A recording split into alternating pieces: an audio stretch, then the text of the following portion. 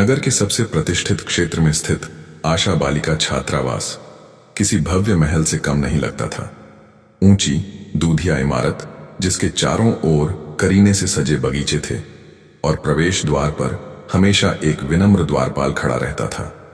बाहरी दुनिया के लिए यह शहर की युवा लड़कियों के लिए सबसे सुरक्षित ठिकाना था।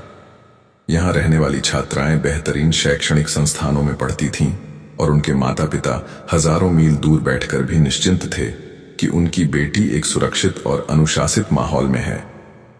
लेकिन इस चकाचौंध के पीछे एक गहरा और घिनौना राज छिपा था जिसकी किसी को खबर नहीं थी। वार्डन का मुखौटा छात्रावास की वार्डन श्रीमती कामाक्षी बाहर से जितनी संस्कारी और ममतामयी दिखती थीं, अंदर से उतनी ही खतरनाक थीं। वह करीब 40-45 वर्ष की महिला थीं, जिनके चेहरे पर हमेशा एक कृत्रिम मिठास झलकती थी। वह लड़कियों से ऐसे बात करती थीं जैसे वह उनकी अपनी माँ हो। बेटा, कोई परेशानी तो नहीं? पढ़ाई कैसी चल रही है? ये उनके रोज के सवाल होते थे, पर यह सब एक जाल था। श्रीमती कामाक्षी एक विशाल रैकेट का हिस्सा थीं। वह उन लड़कियों को निशाना बनाती थीं जो छोटे शहरों से आती थीं, जिनकी आंखों में बड़े सपने होते थे और जो ग्लैमर की दुनिया से प्रभावित थीं। वह पहले उनका भरोसा जीतती और फिर उन्हें फर्जी वादों के साथ प्रभावशाली लोगों से मिलवाती। ये बहुत बड़े व्यापारी हैं या ये तुम्हें कला जगत में बड़ा ब्रेक दे सकते हैं, कहकर वह उन्हें पार्टियों में ले जाती थीं। उन पार्टियों में पेय पदार्थों में नशीली वस्तुएं मिला दी जाती थीं और जब लड़की होश में नहीं होती थी तो उसकी आपत्तिजनक तस्वीरें और वीडियो बना लिए जाते थे। बस यहीं से शुरू होता था ब्लैकमेलिंग का असली खेल। उन तस्वीरों के बल पर लड़कियों को चुप कराया जाता था, उनसे पैसे वसूले जाते थे और उन्हें उन अमीर और ताकतवर लोगों के पास जाने के लिए मजबूर किया जाता था। कई लड़कियां अंदर ही अंदर घुट रही थीं, लेकिन अपने परिवार की प्रतिष्ठा और अपने भविष्य के डर से किसी को कुछ नहीं बता पाती थीं। छात्रावास की चार दीवारी उनके लिए जेल बन चुकी थी। अधिकारी का जोखिम भरा फैसला। आईपीएस अधिकारी इशिता कपूर अपने दफ्तर में बैठी एक फाइल पर नजरें गड़ाई थीं। वह शहर की सबसे युवा और निडर अफसरों में से एक थीं। पिछले कुछ हफ्तों से उन्हें आशा बालिका छात्रावास में कुछ गड़बड़ी की खबरें मिल रही थीं। खबर थी कि वहां की कुछ लड़कियां अचानक अत्यधिक संपन्न हो गई हैं और कुछ गहन अवसाद में चली गई हैं। एक लड़की ने तो आत्महत्या का प्रयास भी किया था, लेकिन मामले को दबा दिया गया। इशिता को गहरे षड्यंत्र का आभास हो रहा था। उन्होंने अपनी टीम को जांच के लिए भेजा, लेकिन हॉस्टल की सुरक्षा इतनी कड़ी थी कि कोई सबूत नहीं मिल पाया। कोई भी लड़की डर के मारे मुंह खोलने को तैयार नहीं थी। एक शाम इशिता ने अपने वरिष्ठ अधिकारी श्री शर्मा से कहा, सर, हमें कुछ करना होगा। मुझे यकीन है कि उन लड़कियों के साथ बहुत गलत हो रहा है। श्री शर्मा ने कहा, इशिता, मैं समझता हूं, लेकिन बिना किसी ठोस सबूत या गवाह के हम क्या करें? यह एक प्रतिष्ठित हॉस्टल है। अगर बिना आधार के हमने छापा मारा और कुछ नहीं मिला तो विभाग की बदनामी होगी। इशिता की आंखों में एक अजीब सी चमक थी। उन्होंने दृढ़ता से कहा, सर, अगर कोई गवाह बोलने को तैयार नहीं है तो हमें खुद गवाह बनना होगा। मैं खुद उस हॉस्टल में एक साधारण छात्रा बनकर जाऊंगी। मुझे उस सिस्टम का हिस्सा बनना होगा ताकि मैं उसे अंदर से तोड़ सकूं। श्री शर्मा यह सुनकर चौंक गए। इशिता, यह बहुत बड़ा खतरा है। अगर तुम्हारी पहचान खुल गई तो तुम्हारी जान को खतरा हो सकता है। सर, वर्दी पहनते वक्त जो कसम खाई थी वह न्याय दिलाने के लिए खाई थी। उन लड़कियों को मेरी जरूरत है। कृपया मुझे यह करने दें। इशिता के जुनून और ईमानदारी को देखकर श्री शर्मा मना नहीं कर पाए और भारी मन से इजाजत दे दी। अनिका की एंट्री अगले एक हफ्ते तक इशिता ने खुद को पूरी तरह बदल लिया। आईपीएस इशिता कपूर की सख्त चाल और तीखी नजरों की जगह अब एक साधारण सी, थोड़ी डरी सहमी लड़की अनिका वर्मा ने ले ली थी। अनिका वर्मा, जो अमृतसर से आई थी और शहर के कॉलेज में पढ़ने का सपना लेकर आई थी। जब वह हॉस्टल के गेट पर पहुंची तो उसका दिल जोरों से धड़क रहा था।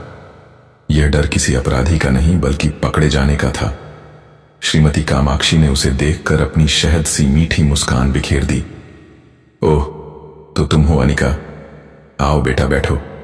घबराना मत, यह हॉस्टल तुम्हारे घर जैसा है और मैं तुम्हारी माँ जैसी। अनिका को कमरा नंबर 302 मिला।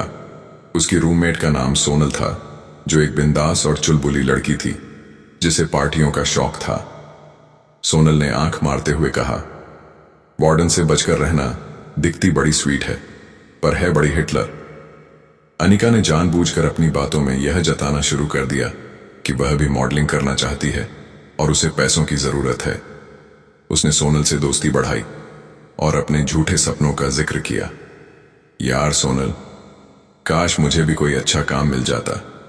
घर से जो पैसे आते हैं उसमें गुजारा मुश्किल से होता है। सोनल उसके झांसे में आ गई।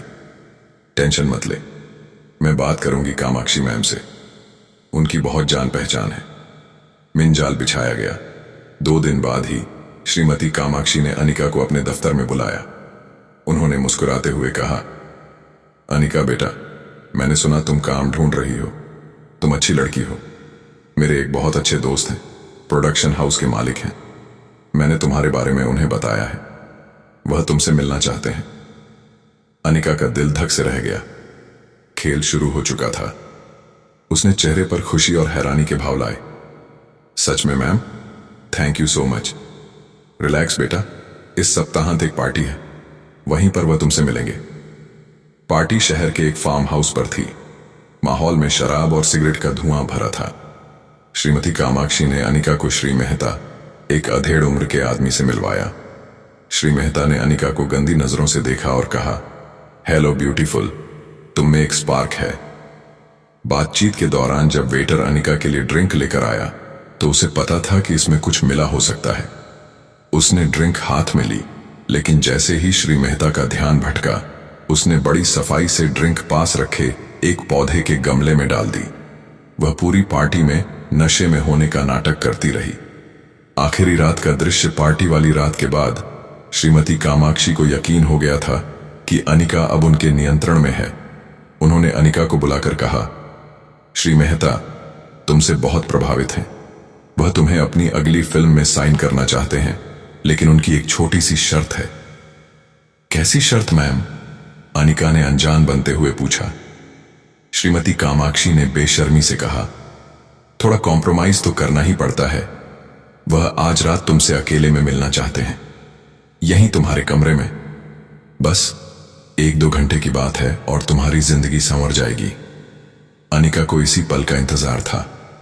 उसने अपने माइक्रो एयर पीस पर धीरे से खांसकर बाहर इंतजार कर रही अपनी टीम को सिग्नल दे दिया कि आज रात ही एक्शन होगा। रात के 10:30 बजे थे। अनिका का कमरा पूरी तरह तैयार था। पेन स्टैंड, किताबों के पीछे दीवार पर लगी घड़ी, हर जगह गुप्त कैमरे लगे थे जो हर पल को रिकॉर्ड कर रहे थे। अनिका ने अपनी टी शर्ट के अंदर एक बॉडी कैंप भी पहना हुआ था। ठीक 11 बजे दरवाजे पर एक हल्की सी दस्तक हुई और फिर दरवाजा धीरे से खुला। अंदर एक 25-26 साल का लड़का आया जो दिखने में हैंडसम था, पर उसकी आंखों में अजीब सी अकड़ थी। हाय, मैं विक्रम, उसने कमरे में आते ही दरवाजा बंद करते हुए कहा। अनिका बिस्तर के कोने में सिमट कर बैठ गई और डरी हुई आवाज में बोली, आप यहां क्या कर रहे हैं? अरे डरो मत, मैं तुम्हें स्टार बनाऊंगा, उसने अपनी शर्ट के बटन खोलते हुए कहा और धीरे धीरे अनिका की तरफ बढ़ने लगा। बस तुम्हें थोड़ा सा सहयोग करना होगा। अनिका चुप रही। उसकी सांसें तेज चल रही थीं। वह हर एक हरकत को रिकॉर्ड होने दे रही थी। यह एक बड़े रैकेट के खिलाफ सारे सबूत थे। विक्रम अब बिल्कुल उसके पास पहुंच चुका था। उसे लगा कि सामने बैठी लड़की डर से कांप रही है। उसने फुसफुसाते हुए कहा, तुम बहुत खूबसूरत हो। और जैसे ही उसने अपना हाथ अनिका के कंधे पर रखने के लिए आगे बढ़ाया, अचानक सब कुछ बदल गया। जिस लड़की की आंखें सेकंड भर पहले तक डर से भरी थीं, उनमें अचानक एक शिकारी का तूफान कौंध गया। इशिता, अनिका का हाथ बिजली की रफ्तार से उठा और विक्रम की कलाई को पकड़ लिया। इससे पहले कि विक्रम कुछ समझ पाता, इशिता ने उसकी कलाई को ऐसे मोड़ा कि उसकी चीख निकल गई। अगले ही पल इशिता अपनी जगह से उछली। दूसरा हाथ विक्रम की गर्दन पर था और उसने उसे जोरदार धक्का देकर दीवार से सटा दिया। विक्रम की आंखों में अब हैरानी और दर्द था। इशिता ने उसकी आंखों में आंखें डालकर गहन और कठोर आवाज में कहा, तेरी हिम्मत कैसे हुई?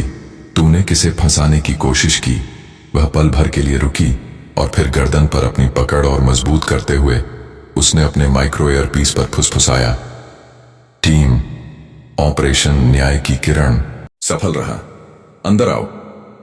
दरवाजा जोर से टूटा और सिविल ड्रेस में पुलिस कर्मियों की एक टीम कमरे में दाखिल हुई। उन्होंने तुरंत विक्रम को हथकड़ी लगा दी। पूरे हॉस्टल में चीख पुकार मच गई।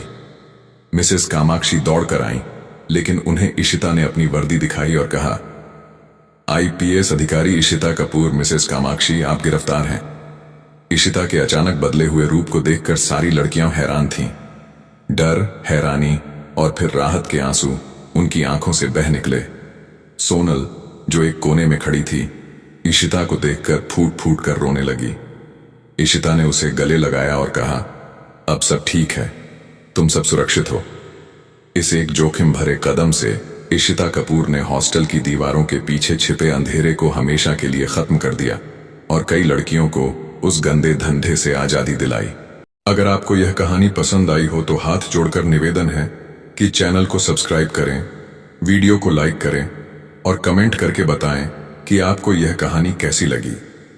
आपके एक सब्सक्राइब से हमारी टीम को हौसला मिलता है ऐसी और कहानियां आप तक लाने का। जय हिंद।